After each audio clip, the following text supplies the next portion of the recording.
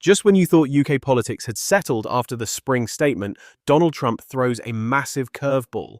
Could his latest move send Rachel Reeves' economic plans crashing down? Buckle up, because things are getting intense. All right, let's break this down.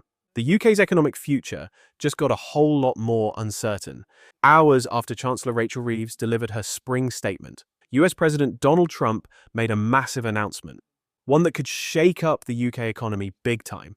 Trump is threatening to slap a whopping 25% tariff on imported cars. And guess what? The UK sends thousands of luxury vehicles across the Atlantic every year, over 101,000 to be exact, worth a staggering $7.6 billion. Now, if these tariffs hit, it could mean skyrocketing costs for British automakers, lower sales, and a potential economic dent of up to 0.6% of GDP by 2026.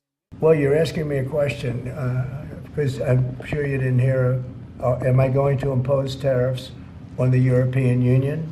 Do you want the truthful answer, or should I give you a political answer? Absolutely. Absolutely. The European Union has treated us so terribly.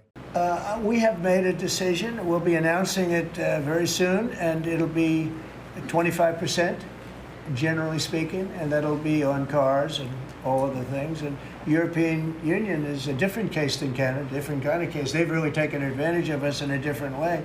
They don't accept our cars. They don't accept essentially our farm products. They use all sorts of reasons why not. And we accept everything of them. And we have about a $300 billion deficit with the European Union. Now, I love the countries of Europe. I guess I'm from there at some point a long time ago, right? But indirectly. Pretty directly too, I guess. But I love the countries of Europe. I love all countries, frankly, all different. But the European Union's it was formed in order to screw the United States. I mean, look, let's be honest. The European Union was formed in order to screw the United States. That's the purpose of it. And they've done a good job of it, but now I'm president. But it doesn't stop there. If the UK retaliates with its own tariffs on American goods, that hit to GDP jumps to 1%. Reeves' government is already walking a financial tightrope with only a tiny safety cushion of £9.9 billion to absorb economic shocks. And let's not forget, this isn't just about cars. Trump is playing hardball across multiple sectors. Steel tariffs, already in place, pressure on the UK to drop the digital services tax mounting, and the UK government, well, they're scrambling to negotiate a deal with Washington, but so far, no exemptions in sight. Trade Secretary Jonathan Reynolds recently flew across the pond to try and secure an economic deal, but came back empty-handed. Meanwhile, Rachel Reeves is insisting that the UK will continue pushing for free and open trade, but with Trump's America First strategy, that's looking like a long shot. And here's where things get even messier. The Liberal Democrats are accusing Reeves of flying blind straight into a trade war, urging the government to cut a stronger trade deal with the EU to build a stronger position against Trump's economic moves.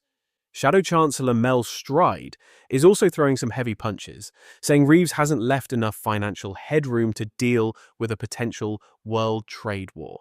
Stride warns that with the war in Ukraine, rising borrowing costs, and now Trump's trade policies, the UK's economy could be heading for a serious rough patch. And let's be real, if the worst happens, the UK could find itself backed into a corner. So, what's next? Will Reeves find a way to navigate this economic storm? Will Trump's tariffs actually stick? Or could negotiations turn things around? And most importantly, how will this impact you? Drop your thoughts in the comments below.